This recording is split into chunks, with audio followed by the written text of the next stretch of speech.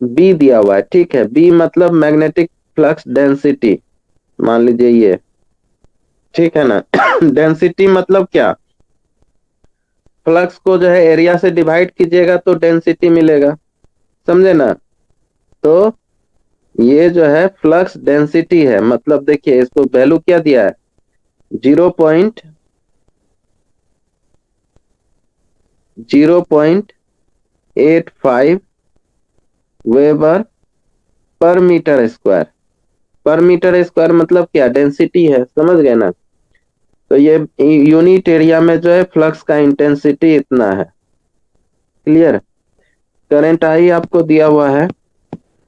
उसके बाद number of conductor Z जो है ये दिया हुआ है 664, ठीक है। नंबर ऑफ कंडक्टर दिया हुआ है 664 है। तो लगभग सारा कुछ दिया हुआ है आपको, समझे ना। तो हम लोग किए क्या, अभी सिचुएशन समझ में आया डायग्राम देखने के बाद। Hello. Yes yes sir. Sir. Yes sir. जी ठीक सर। है। तो हम लोगों को लगभग सारा कुछ दिया हुआ है, मैग्नेटिक फ्लक्स इंटेंसिटी दिया हुआ है, ठीक है। अब हम लोगों को क्या करना है कि इसमें टॉर्क निकालिए। नॉर्मल सा बात है कि ये देखिए मैग्नेटिक फील्ड है और ये जो है आपका कंडक्टर इसमें मूव कर रहा है। तो नॉर्मल सा बात है कि करंट कैरिंग कंडक्टर अगर मैग्नेटिक फील्ड में मूव कर रहा है तो it will experience a force, ठीक है ना। तो ये फोर्स का वैल्यू आपको यही कह रहा है कि टॉर्क कैलकुलेट कीजिए, क्योंकि ये मतलब ये रोटेशनल मोशन में होगा आर्मेचर, तो इसीलिए टॉर्क कैलकुलेट करने कहता है, ठीक है ना। तो कैलकुलेट कीजिए।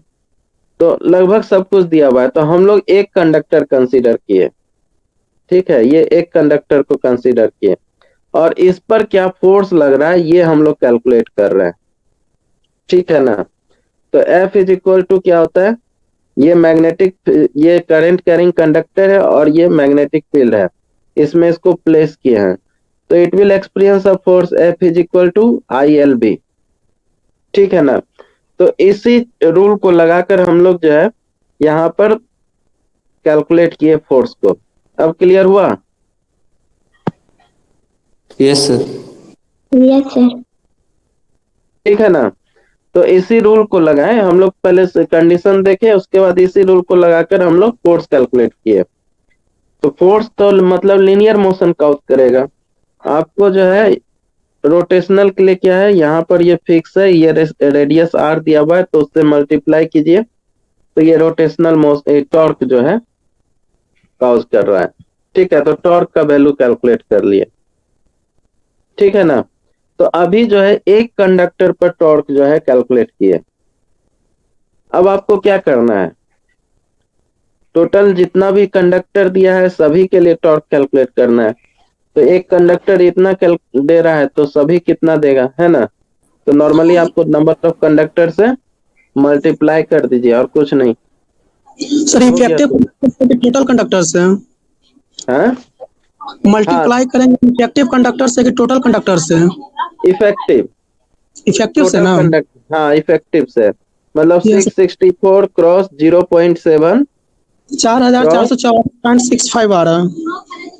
हाँ हाँ सही है, सही सही, 444 5.4, ठीक है सही आ रहा है, गुना 9.56, ठीक है ना। तो यही 444 5.4, क्लियर हुआ। यस। तो ये जो प्रॉब्लम है आपका बेसिक्स का पूरा सारा कुछ बेसिक आ जाता है इसमें, ठीक है। एक और न्यूमेरिकल देखिए,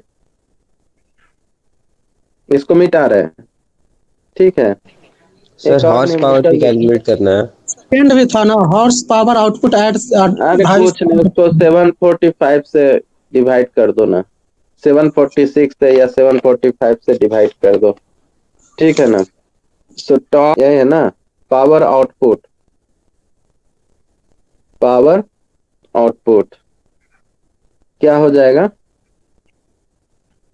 आउटपुट पावर कितना हो जाएगा बताइए। टॉर्क कितना हुआ, टॉर्क गुना क्या होगा, ओमेगा, ठीक है ना।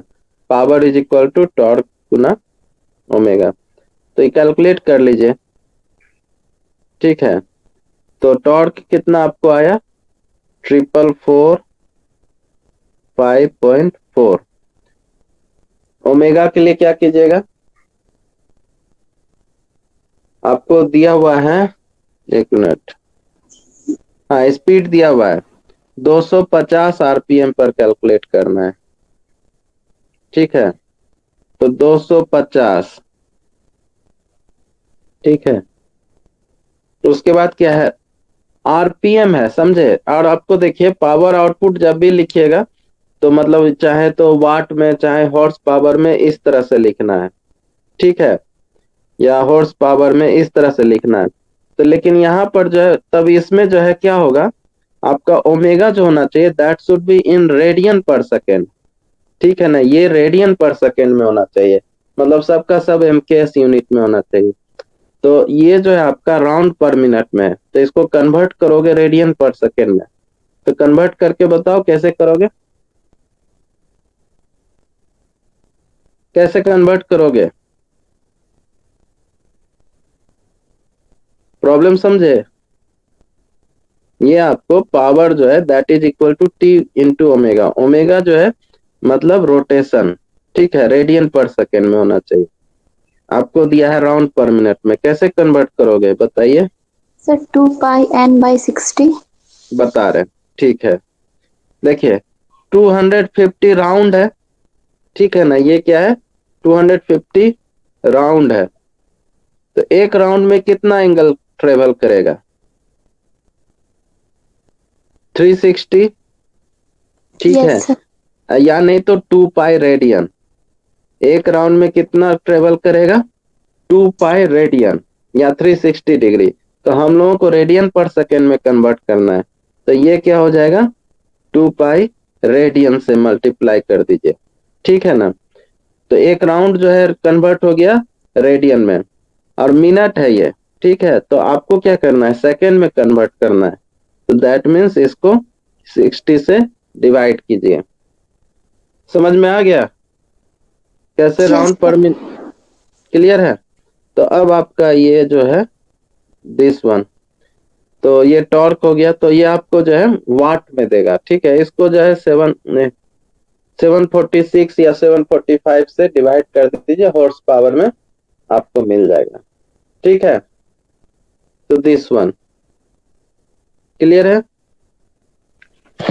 चलिए नेक्स्ट न्यूमेरिकल देखिए, इसको मिटा रहे हैं।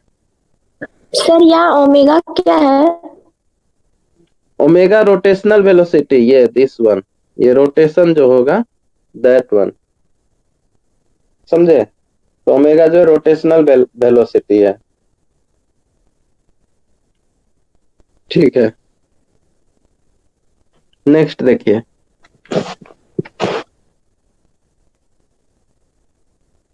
देखिए दो फॉर्मूला जो है आगे आप लोगों को डीसी मोटर का स्पीड कंट्रोल पढ़ाएंगे, नेक्स्ट क्लास में ही आपको करेंगे, आज नहीं शुरू कर रहे हैं। स्पीड कंट्रोल डीसी मोटर, ये बहुत इंपॉर्टेंट चैप्टर है, समझे। DC motor speed control next class में बताएंगे।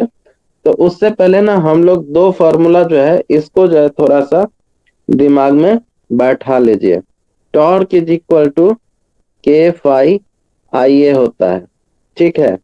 और बैक ईएमएफ के फाई ओमेगा, ये दो जो है ना बहुत इंपॉर्टेंट फॉर्मूला है जिसको कि हम लोग यूज करेंगे। तो आपको ये फॉर्मूला से रिलेटेड थोड़ा बहुत क्वेश्चन हम दिखाते हैं, ठीक है ना। सो ये भी देख चुके हैं, जैसे ईबी लिखते थे, ठीक है ना। तो ईबी इज इक्वल टू क्या लिखते थे, P phi N Z by 60 A, ठीक है ना। तो इसमें फाइव पी जेड 60 ए एक साथ निकल जाएगा, फाई और एन एक साथ आ जाएगा, ठीक है। तो के गुना फाई एन हो गया। तो एन को जो हम लोग रोटेशनल स्पीड में कन्वर्ट करेंगे रेडियन पर सेकेंड में, ये क्या है राउंड पर मिनट में है, ठीक है। इसको रेडियन पर सेकेंड में कन्वर्ट कीजिएगा तो ओमेगा आ जाएगा। तो A B is proportional to phi omega, समझ में आया? पहले भी बताए हैं आपको ये डेरिवेशन, ठीक है ना? तो ये जो है आपका इम्पोर्टेंट रूल है। और के फाई आइए कल ही बताए थे आपको, ठीक है ना?